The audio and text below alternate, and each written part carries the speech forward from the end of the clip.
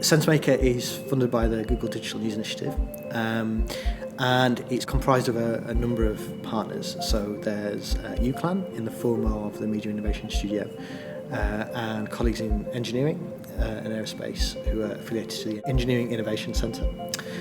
We've also an industry partner, Reach, specifically the Manchester Evening News. What the project tries to do is bring industry, researchers across a number of different disciplines, journalism, innovation, engineering, and work with communities in and around Manchester, and understand what types of data and information those communities want. And then we aspire to build sensors or sensing equipment that can capture that data that wouldn't otherwise exist, and then tell stories from that. So the data can be on pollution, it can be on footfall, it can be extracted from pictures and images, it can be things that we haven't yet imagined.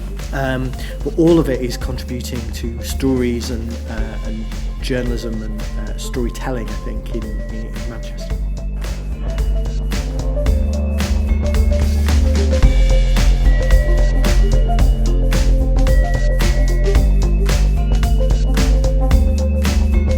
The thing that appealed to me was the idea that we would, instead of starting off with data and looking for a story in the data, we would actually be able to think, well, let's think of a story, and then think of a way of gathering the data that would tell that story.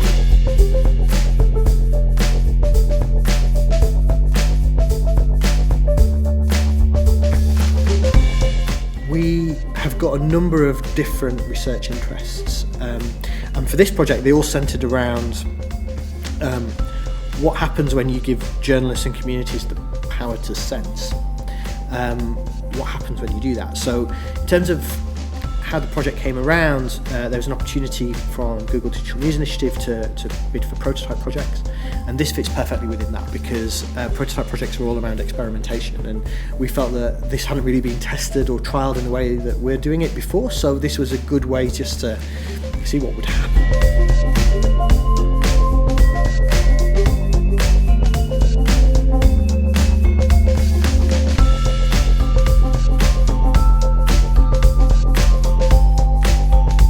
First phase was around kind of some initial engagement, so we would term them, with communities. So we worked primarily with the Manchester Evening News, different parts of that business. So not just editorial, we worked with some of their commercial teams, some of their developing team, their data visualization unit, their editorial, their news desks. And we did two things really. We said to them, number one, what kind of stories are you working on? What kind of stories are you interested in? What kind of stories do you think might be intriguing to your audiences?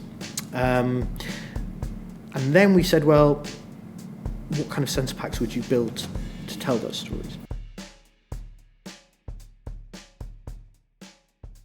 It was really good to get as many people as we could in the first workshops, and kind of why it was good to do that at the end to make sure it was kind of always kind of going back to what story can we tell with this, and it was good to kind of, rather than start with, okay, these are the sensors we've, in the past when we've done the hacks and things like that, we started, oh, these are the sensors you've got, what do you want to do with it? Whereas this one, it was kind of, what stories do you want to tell was how it started, and it was kind of the making sure that it always linked back to how would we use it, and what story would we tell with it?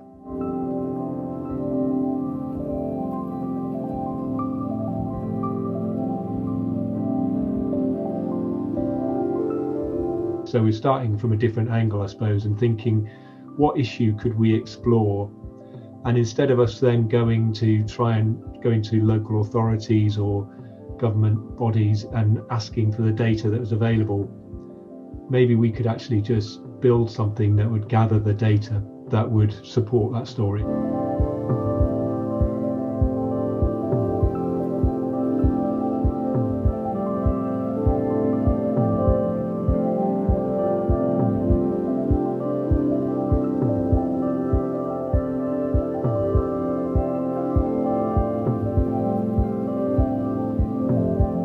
So the impact was to change things. We've done some interesting work around that, in that some of the pollution sensors, the air quality sensors in schools, those schools who we've only just really started working with are quite keen to take that data and to do something with it. And the newsrooms are quite keen not just to do a one-off story on that topic. They want to do a longer form piece. They want to really get under the skin of what's going on here and go down an avenue that could be called constructive journalism, which is something within journalism as an industry and as a scholarly pursuit that is very much an area of interest.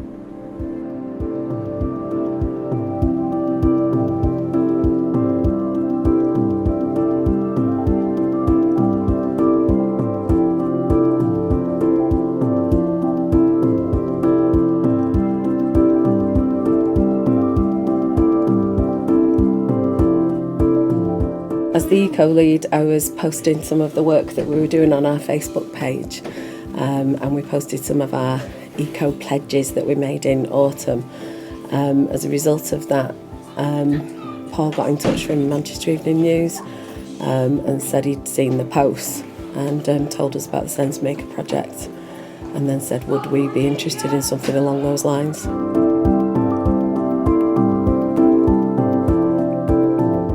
What we were able to do was to give this school a sensor, an environment sensor, and it actually showed on the chart. You could see the spikes in various environmental detections, so the various gases, nitrogen dioxide and what have you, and it would show the spike that happened in the school on the school run. You know, spike in the morning and the spike in the sort of mid-afternoon. And the school actually did a presentation to the parents, so they actually got some parents in and showed them this chart and said, this is what we've used this device that the MEN has provided us, and it's actually quantified the issue. It's actually you can actually see with your own eyes that actually, you know, polluting gases do spike around these moments, and when the children are going in and out of school.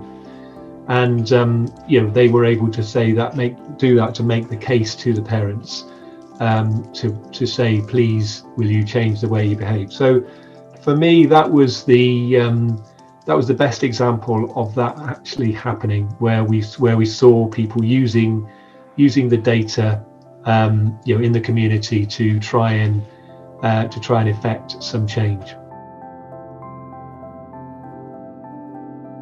Such a raw statistic, isn't it, that you can't argue it. It's not something that we've plucked from Google. It's an actual live statistic that's happened here now, within sort of the grounds. Well, not the grounds, but on the outskirts of the school. So they can't argue it, and so it gives us strength. It's true, isn't it? Convenience wins because busy lives. Yeah. You know, our only other option is sort of getting people to drive and not crowded areas, to get the traffic patrol officers out, and that's not been effective at all. So I saw more impact from having the sensor and the data in terms of having something than threatening with the traffic patrol. But like you say, how many of them are doing it because they're dropping and then going on somewhere? And I think your idea is interesting about how many could share that. So maybe doing something like that, having a sort of central point, rather than, because I think sometimes my concern would be, can't have this as a way of living, can we? We do have to find an alternative and let the children be aware of that. This is what their adult world's going to look like if we don't start thinking differently. And like I say, it's the habit change, it's the awareness, it's the wider social responsibility that convenience can't always win.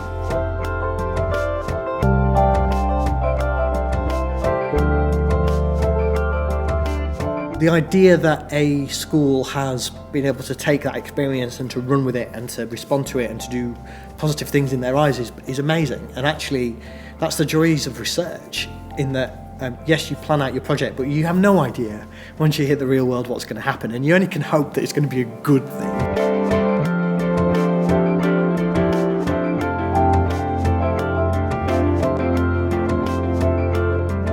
I really enjoyed the workshops as we did those, because it was kind of really interesting to see kind of people that had a completely different set of ideas of what they kind of wanted to make than what we like when we first talked about this project. There were a couple of similar ideas, things like pollution monitoring and all that side of things, but it was really interesting to see what someone who's completely outside the project, see what ideas they've got. And then going from that to kind of developing them and actually sort of then seeing, like going from the idea of the home sense that we came up with in the first workshop, kind of really going into the deep dive of seeing what we want it to do, how we want it to work, and then actually seeing the device working on my desk was kind of a really fun process.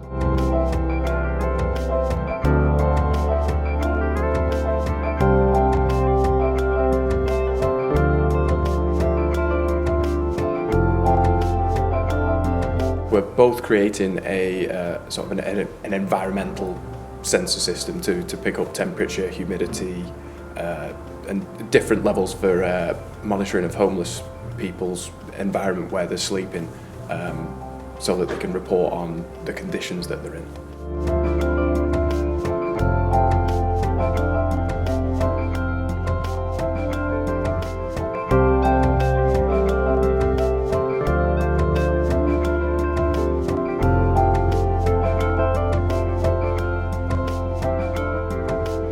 I always said that with engineers, if we just stick to what we're doing, we're going to be limited in a lot of areas because we can think in a certain way, but until you actually collaborate with other people with different courses of different specialties, we're never going to get that full potential that we could when it comes to designing products, solving problems and systems, because we have a lot of knowledge on one specific tiny area, and it requires actually sitting down and seeing where that can be applied.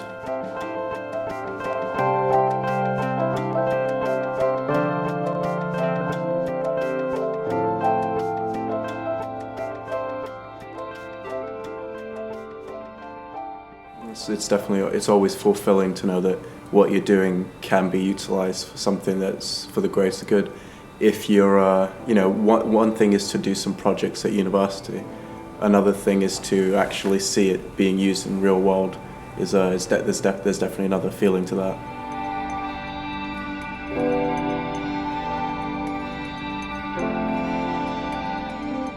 Yeah, I mean, I've really enjoyed working on the project, and I think all of the one of the things I found really interesting was going to when we did go to the school with a sensor, with the pollution sensor. We actually had the box that we were able to give them and put in their school. I just thought it was really